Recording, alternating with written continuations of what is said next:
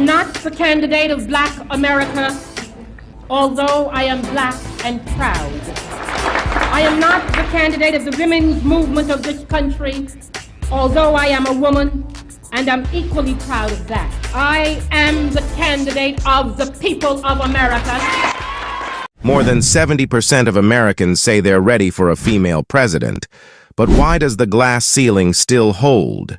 History remembers the victors, but these trailblazing women deserve their stories told. These women didn't just run for president. They reshaped American politics.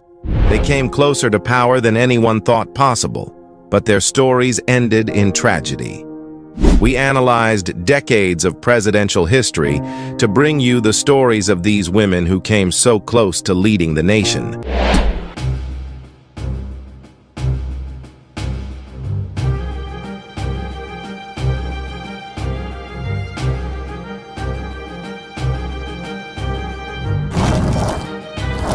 In 1872, a woman named Victoria Woodhull dared to do the unthinkable. She ran for president, often referred to as the revolutionary pioneer of women's rights. Victoria Woodhull was born on September 23, 1838, in the small town of Homer, Ohio. She was born into a poor family of 10 children and faced a challenging upbringing under a father notorious for his swindling ways and an eccentric, often abusive mother. Despite her circumstances, Victoria would go on to carve a name for herself in American history, blazing a trail for generations of women to come. In an era where women were expected to remain confined to domestic roles, she shattered societal norms. She became the first woman to operate a brokerage firm on Wall Street in 1870 with her sister, Tennessee Claflin, a feat that stunned the financial world and earned her the nickname the Witch of Wall Street. They defied gender stereotypes and brought attention to women's financial rights. Woodhull also made waves as the first woman to own and publish a weekly newspaper, Woodhull and Claflin's Weekly. Through her publication, she championed social reforms such as women's suffrage, labor rights, and free love, the belief that women should have the freedom to love and marry whom they choose. She became a vocal advocate for women's rights, delivering fiery speeches that drew both admiration and outrage. Victoria's path was fraught with adversity. Her first marriage to Canning Woodhull, a doctor, ended in separation due to his alcoholism and infidelity. Left to fend for herself and her 2 children, she worked as a traveling clairvoyant, a profession she had been introduced to by her parents. Her unconventional background often invited scandal and criticism from conservative society. Victoria also faced relentless attacks from the media and her political opponents, especially for her outspoken views on sex and marriage. She was even jailed for obscenity charges when she published an article exposing the alleged extramarital affair of a prominent preacher, revealing the hypocrisy of Victorian morality. Despite public scrutiny and hostility, she never ceased fighting for what she believed was right. In 1872, Victoria Woodhull made history by becoming the first woman to run for President of the United States, representing the Equal Rights Party. Her running mate was none other than Frederick Douglass, although there is debate over whether he actively participated in her campaign. Her candidacy, declared at a time when women did not even have the right to vote, was groundbreaking. Woodhull faced enormous opposition, and her campaign was marred by mockery and disbelief. Critics dismissed her as a madwoman, and she received no electoral votes. Her run ended in defeat, but it set the stage for the women's suffrage movement and inspired countless women to push for political representation in the decades to follow. We then transition to the trailblazer who defied expectations, Shirley Chisholm. Mrs. Chisholm, why do you want to be President of the United States? I want to be President of the United States because I'm very concerned about the direction in which this country is moving. Do you think America is ready for a president that is both black and a woman? Shirley Chisholm. Chisholm was born on November 30th, 1924, in Brooklyn, New York. The eldest of 4 daughters to immigrant parents from Barbados and Guyana, Chisholm spent part of her childhood with her maternal grandmother in Barbados. This formative period laid the foundation for her strong work ethic, discipline, and unbreakable spirit. She returned to Brooklyn at the age of 10, where she quickly stood out for her intelligence and passion for social justice. Shirley Chisholm was a woman who refused to accept limits. In 1968, she made history as the first black woman elected to the United States Congress, representing New York's 12th congressional district. Known for her fiery speeches and unwavering commitment to equality, she served 7 terms in the House of Representatives. Chisholm championed policies focused on education, racial equality, and women's rights. Chisholm was a founding member of both the Congressional Black Caucus and the National Women's Political Caucus. She fought for inclusive education, affordable health care, and job opportunities for the poor. Her bold initiatives and relentless pursuit of social change earned her both allies and powerful adversaries. But she never backed down from a fight. Shirley Chisholm's path to success was marked by formidable obstacles. As a black woman in politics during the 1960s and 1970s, she faced rampant racism and sexism at every turn. Many of her colleagues dismissed her as a token figure, while others actively sought to undermine her efforts. Despite her qualifications, Chisholm was often excluded from key committee assignments, relegated to roles with limited power. She later recalled that the sexism she faced in Congress was often even more oppressive than the racism she endured. Her candidness and refusal to conform often made her a target of criticism from political insiders, but she persevered. Outside of politics, Chisholm's life was no less demanding. She often spoke about the challenges of balancing her personal life and career, navigating a space where women were expected to sacrifice one for the other. In 1972, Shirley Chisholm did the unthinkable. She announced her candidacy for President of the United States, becoming the first black woman to seek the nomination of a major political party. With a campaign slogan of "Catalyst for Change," she traveled across the nation to inspire and mobilize marginalized communities.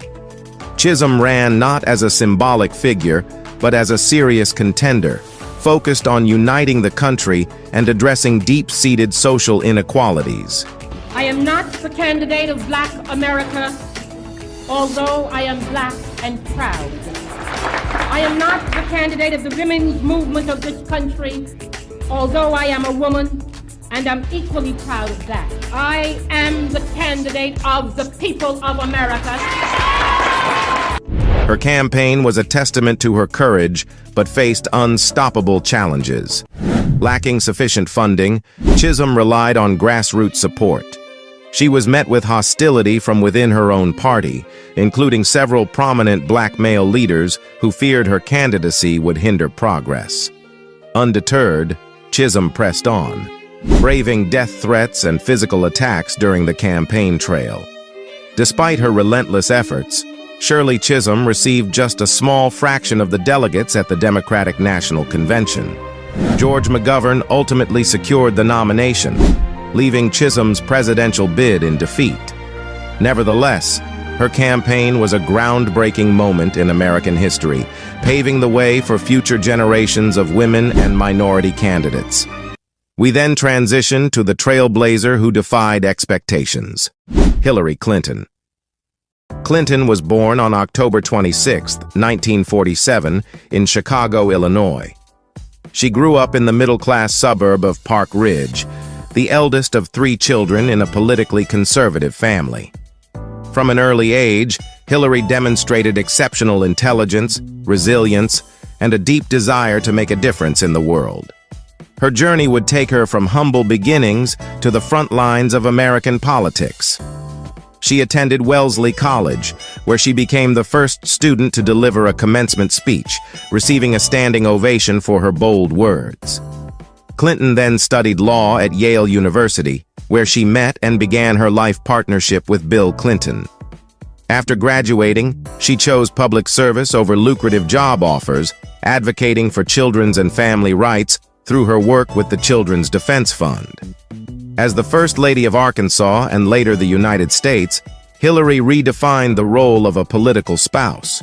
She led healthcare reform initiatives, championed women's rights globally, and tackled issues like child welfare and education.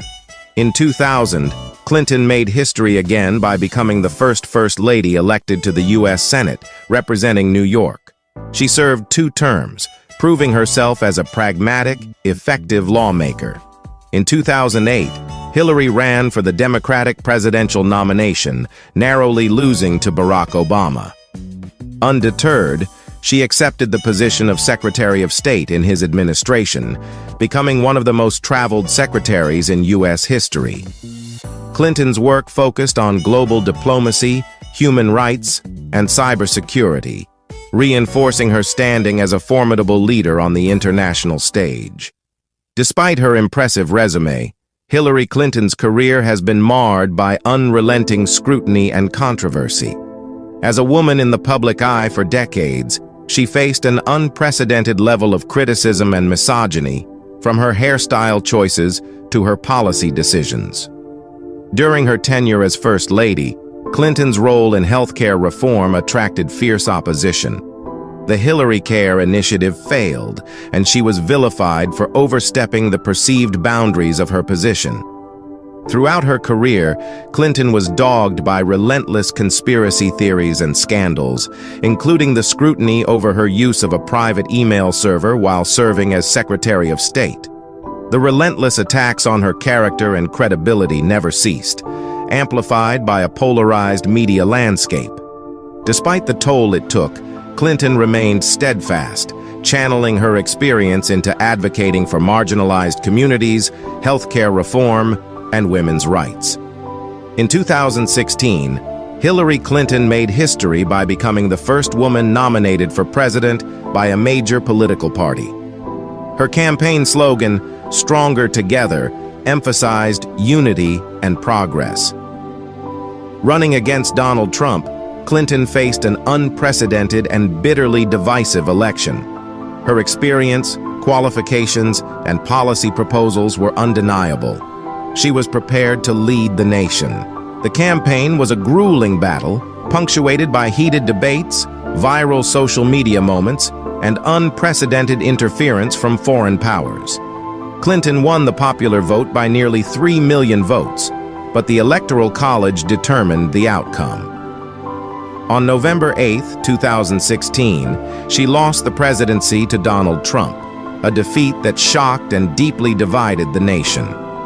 We then transition to the trailblazer who defied expectations, Margaret Smith. I am now proud and honored to nominate the senior senator from the great Republican state of Maine, Senator Margaret Chase Smith. Margaret Chase Smith was born on December 14, 1897, in Skowhegan, Maine. The daughter of a barber and a textile worker, Margaret grew up in a modest household.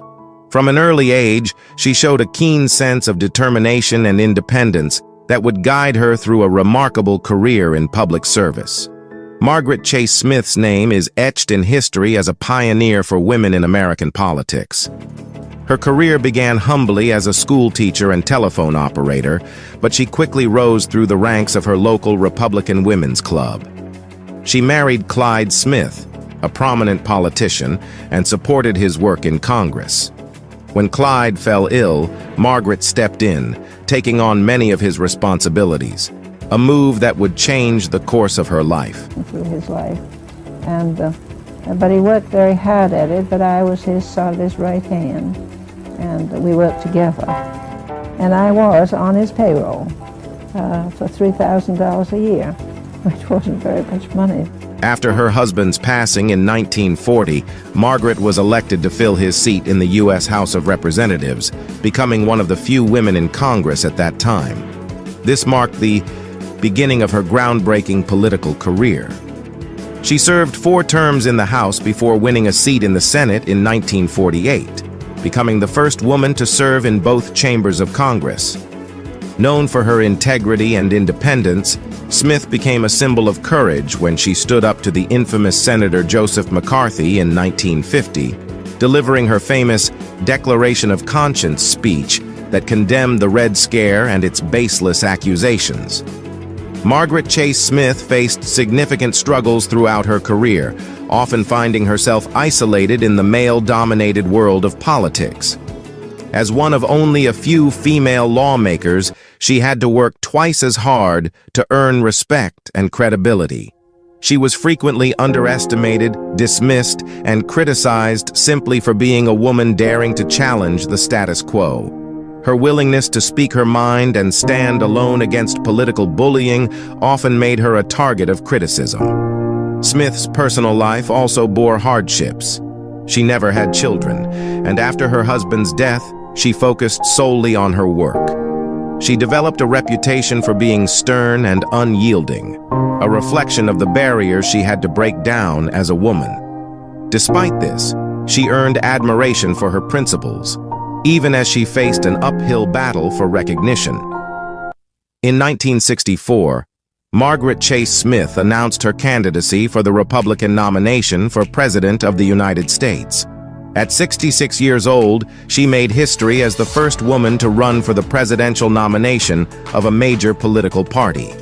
It was a bold and daring move at a time when women were still largely excluded from the highest echelons of political power. Smith's candidacy was met with skepticism, and her campaign was severely underfunded. She faced intense opposition from her male counterparts, who often dismissed her efforts as futile.